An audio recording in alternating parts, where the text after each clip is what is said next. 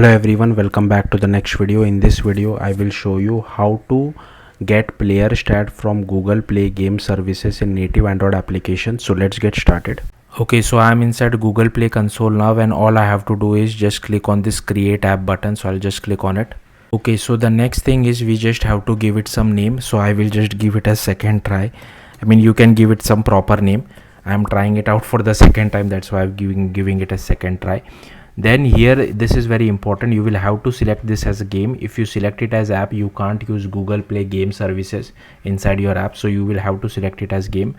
I will just select free. You can, if you want, you can keep it as paid. Then I'll just select this, and then I'll click on create app. So it has created our app. Then you have to go to grow users, play game services, setup and management, go to configuration. Then here, now if you are using any Google Play game services, any API inside your project, then you will have to select this particular option. I am not using yet, so I will just click on create a new gameplay services. Now we have to create a cloud project as well. So we just click on this create new cloud project, and then we just have to click on go to Google Cloud Console. Okay, now I will give it the same name what I have given it on the for creating our Android project on Google Play Console. So I will give it the same name, and I'll just click on create. Now it will create the project for us. Okay, then again I'll go back over here. I will click done over here. Then here you just have to click on refresh cloud projects. Once that is done, just select your project. So my project was a second try. Okay, I think it has still not been available. Let's just wait for a few seconds. I think this does take a little bit of time for the project to get reflected. Okay, let me quickly check if I have done all the steps. Yeah, I have done all the steps. Let's go to over here. Yes, I'll just select this project. It's not necessary, but yeah, hopefully it should be available. I will just refresh it again. It does take a little bit of time. Okay, so here finally it is available. So I'll just select that, and I'll just click on use.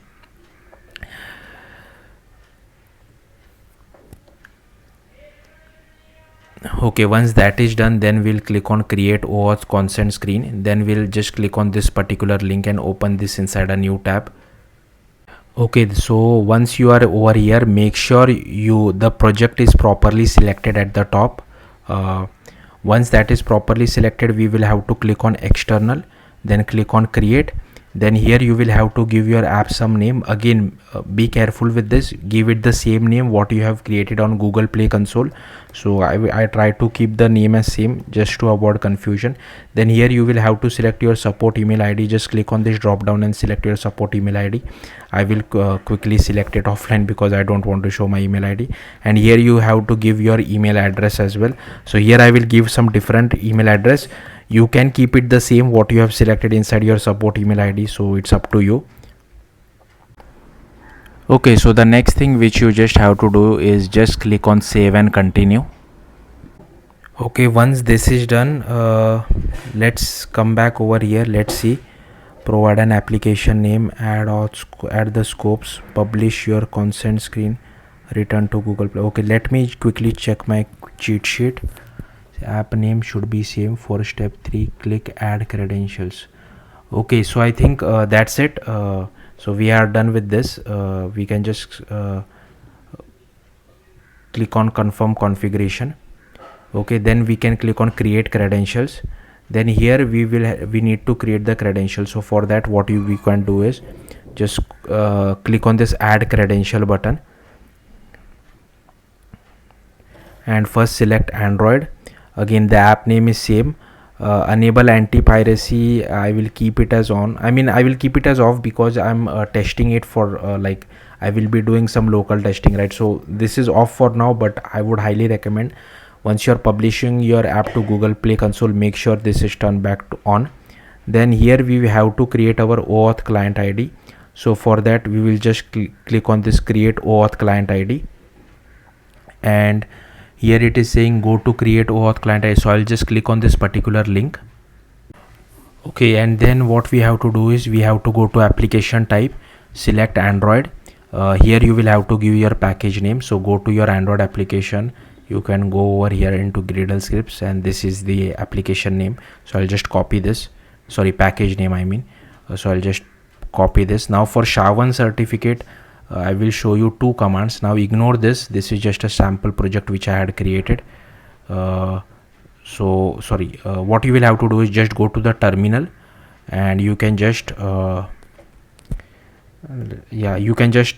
just clear everything out, and here you can just type out. Now I'm using the debug APK, that's why I can easily use this particular command /gradle w signing report, something like this. And I think I misspelled it. Yeah, I misspelled it. Signing, I misspelled it. NNG, something like this. Now it should give us the SHA-1 certificate. Again, be careful. This is only for debug APK. If you're creating a release APK, then you have to run a different command. So for release APK, you need to run this command for release APK. So basically you just have to give this to as a path of release key store. Don't use debug key store, give path wherever your release key store is located. This should be your release alias name, this should be your release store password, this should be your release key password. Okay, then you will get your SHA-1 certificate. I think you can follow this approach as well, which I have shown you, .gradle w signing report, but I think for release APK you will have to then change the variant over here to release. So yeah, anyways, let's come back. So this is my SHA-1 for debug one, so I'll just copy this. I'll go back to our application, and I will just paste my SHA-1 over here, and here we will just click on create. Now it will give us the client ID. This is pretty much useless. I will just click on OK. I will again go back to our Google Play console. Okay, we will just click on done, and let's just refresh this, and I'll select the client ID. Okay, then I'll just click on save changes.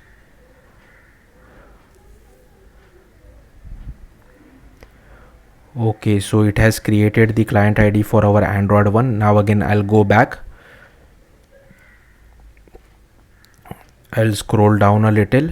Again I'll just click on add credential, and I will scroll down. No, sorry, wait, I just got confused. Let's go back.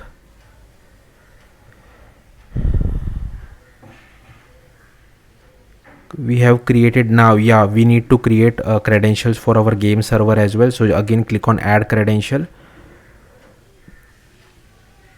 and here I think we'll have to select game server now. Again I'll keep everything as same. We have to create OAuth client ID, but here now the type is web application. So again I'll just create this particular, click on this particular link. Okay, then inside application type I will just select web application, and yeah, just click on create. And this particular client ID is important. I don't think we will be using this in this particular tutorial, but for some advanced things, this client ID is important. So I'll just copy it for now. Let's see whether we require this or not. The client ID of our web application is important, so I'll just paste it inside my main activity, comment it out, so something like this. Okay, then again I'll go back to our Google Play console, I'll click on done. Then I'll select our OAuth client ID, so I'll just select this, I'll click on save changes.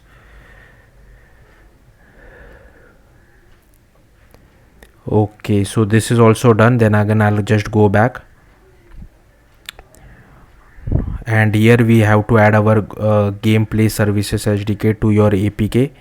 So I'll just I think this will open the documentation. So to add this, yeah, I think we just need to copy this particular URL. So I'll just copy this. I'll go to build.gradle of our application. Again, I'll just update the mean HD, compile SDK and target SDK to at least 35, and then I'll just copy this, and here we just have to add this particular thing because we are using Kotlin for our Gradle files, and we can use a specific version as well. So here you can see, if you just option enter on macOS, I'm not sure what's the shortcut for Windows. Here you can see it replace with specific version, so I will just replace it with specific version because that is the good practice. And this other warning is telling me that use version catalog. I don't want to use version catalog, and here given that I change this, it is giving me an error. I will just override it. I know what I'm doing. I'll just click on sync now. If this is already 35 for you or some higher version, don't worry too much about it. And also I will update the Kotlin version as well, because by default they are still using the older Kotlin version. So I'll just update to 1.9.25 and I'll again click on sync now. Then again we'll just go to our Google Play console. So we are done with this as well.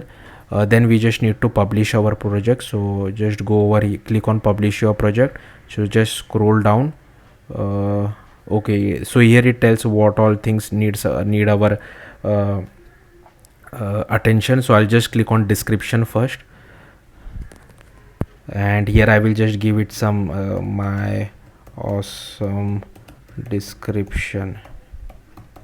Okay, and here you can select a game category. I'll just click on action.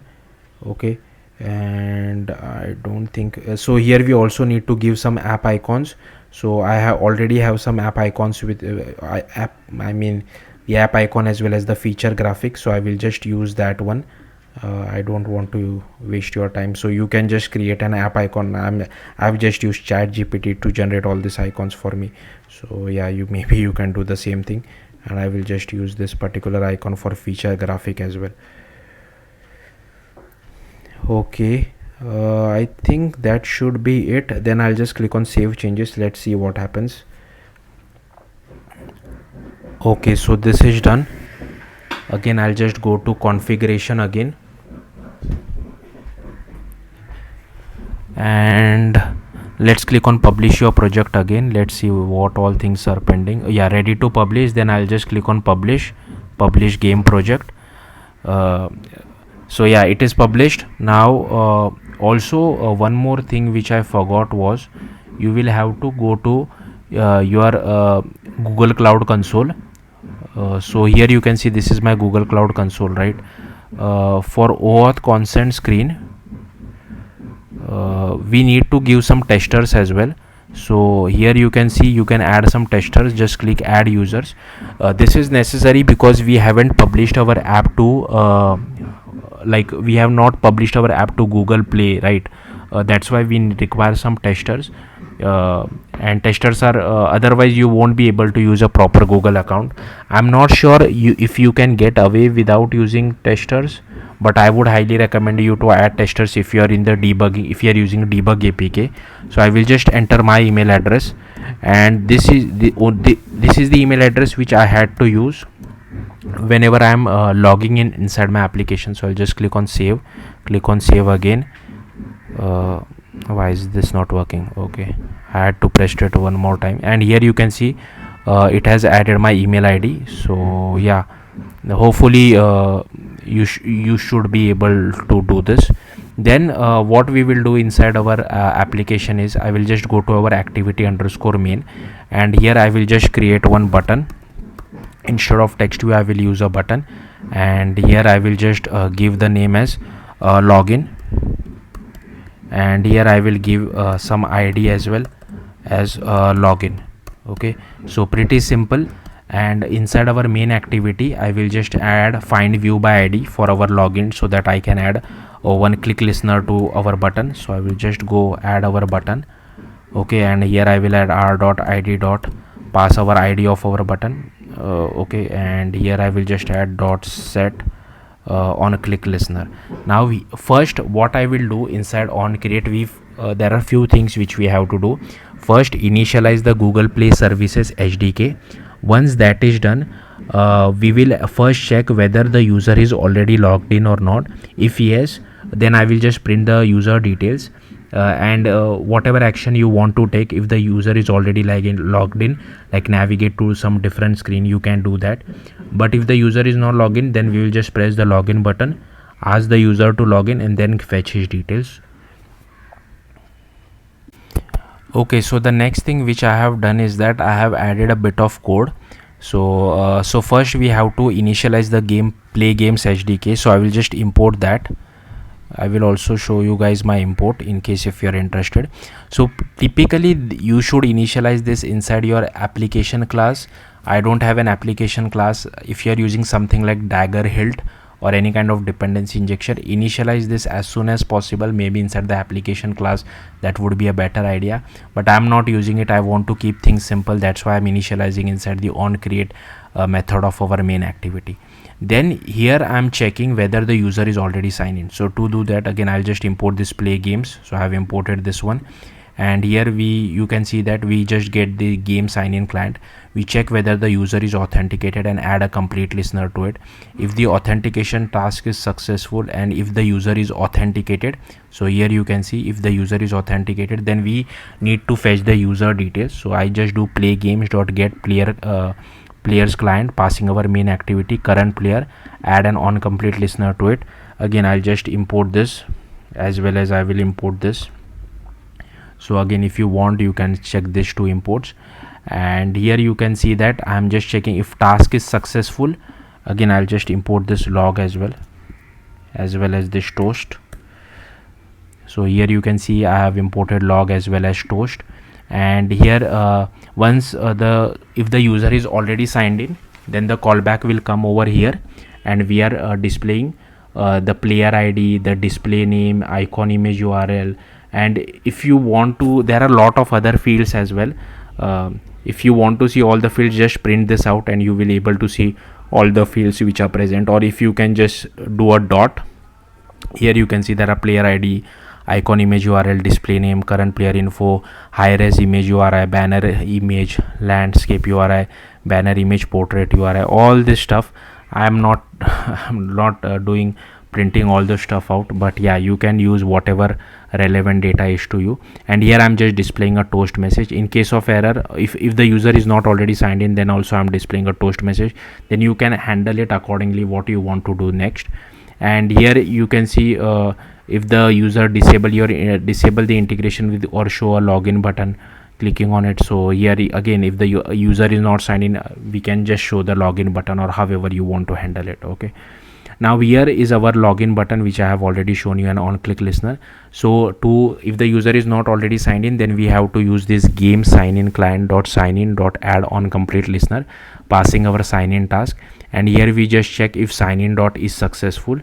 If successful, then again we do the same thing, play games dot get player client, current player dot add on complete listener. And if task is successful, we are printing all the user details which are there. So you can use whatever user details you want, and if the user is signed in, we just display signed in message, otherwise we display not signed in. And similarly the same thing over here as well, not signed in as well. So yeah, that's it on the code side. We are not really using this, but yeah, anyways, so yeah, that's it on the code side. Let's there is one more thing which I forgot, is you will have to go to your project manifest, android manifest.xml, and here before your application tag ends, you will have to copy paste this code. Now we require this game services project ID as well. So firstly we will create that inside our strings.xml file. Just go to strings.xml, and here we will just create the string name, something like this. Now we require value for this, so our android error inside our android manifest is gone. Let's go to strings.xml. Now, so to get the project ID, again you will have to come to Google Play console and just copy this particular project ID. So I'll just copy this and I'll paste it over here. Then I will just rerun my application. Hopefully at the very start we should see again, this application is not ran yet. At the very start we should see a toast message saying that not signed in. Once that toast message, because we haven't signed in yet, right? Again, my application is still building. I'm mirroring my device, so the output is little bit laggy. Just close this. Okay, it has automatically signed me in. So it is so before practice, like before using this, creating this tutorial, I was practicing with some other application, and it has automatically signed in using that particular thing. So if you see over here, okay, not this one. If you see, like I did not have to press the login button, because it took the credentials from my previous practice project. So here you can see it took this floral landmark was my name. This is the image. There are more details as well for this. So these are all the details for so you can use this however you feel like. Suppose if you are getting not signed in as a toast message, I was expecting a not signed in, but I think it automatically took it from my other app. So if let's see what happens if I click on login now. So it is already saying I have signed in. It's like this is very difficult to now log out, but you can see again, if I just clear this out, if I click on login again, here you can see it is displaying all the details. So here you can see it is again displaying all the details which I had. If you're doing this for the very first time, you will see a pop-up from Google. Let me try to clear my cache and come back. Let's see if I'm able to show you guys the pop-up or not. I will try to rerun my application. Hopefully this works.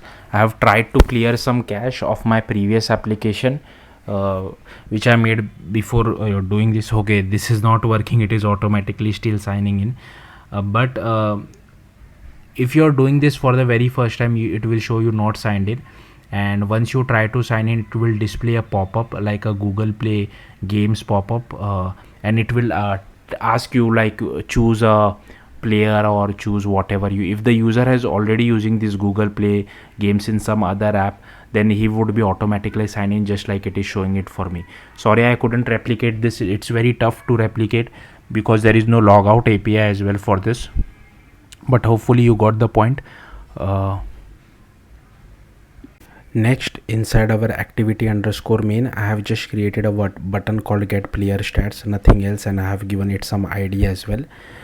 So yeah, pretty basic. Then inside our main activity, here you can see I have, after our button click listener for our login button ends, I have added a click listener for our player stats as well, and all I'm doing is play games dot get player stat client, passing our activity load player stats is true, added a complete listener as well, and if task is successful, suppose if the user does not have proper internet connection, then they might get stale data. That's why I'm printing this out. If you can check whether this cache data is being displayed to the user or not, but in my case I will have proper internet connection, so the callback will, so the code will come over here, it will get the stats, and if stats is not equal to null, I'm displaying all the stats of the user. There are a lot more other stats as well, so if you just do stats dot, you can just see all the stats which are available. So I won't go into the details of that, so pick and choose whatever is important for you, and in case of exception, we are handling the exception something like this using this common stats code error and printing it to the console. So yeah, that's it. Now if I just I will just simply scroll through this file. Feel free to pause the video wherever you feel like, just so that you can see the code. But yeah, all I have done is that I have just added one more button. I'll simply close this.